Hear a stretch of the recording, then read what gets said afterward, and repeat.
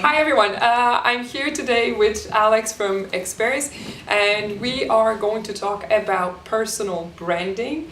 So, hi Alex, Hi. Thanks for being with us. Yeah, no problem.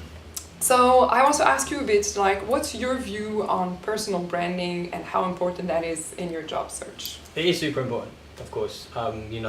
You are your own brand and you are selling yourself to a potential job or employer or recruiter, for example. Branding is all part of it, but there are certain things that you need to be wary of and certain things that are important. Now, I would never brand yourself in one industry. Even if you've been working in that industry for your whole life, your skills can be utilized in many different industries and many different jobs, So the part of branding that's important is your skill set, for me as well. I've had CVs before that are very much focused on, I've worked for this company and this company and we've earned this much money and that, but it's not really relevant.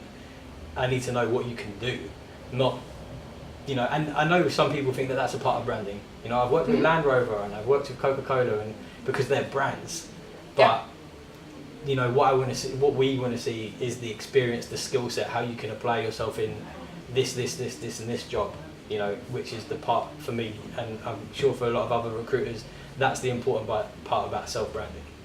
Okay, and so beyond the branding by association, by dropping those names, when you talk about the skill set,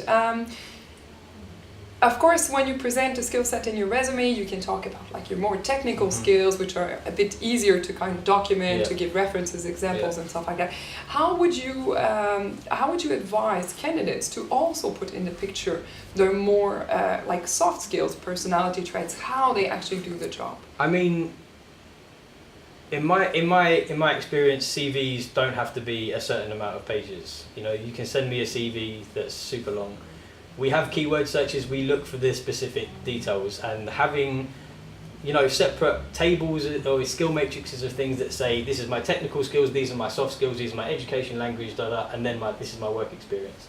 And I know you've spoken with other people before about how CVs look and how you want them to look, but the skill set, really having soft skills separated from technical ability is perfectly fine to have on a CV, and especially when you're using things like LinkedIn, you have the ability to highlight your skills apart from your work experience. So the tools are there to be used, and it's just the way you utilize it and brand yourself relevant to your skills. Your soft skills are always important.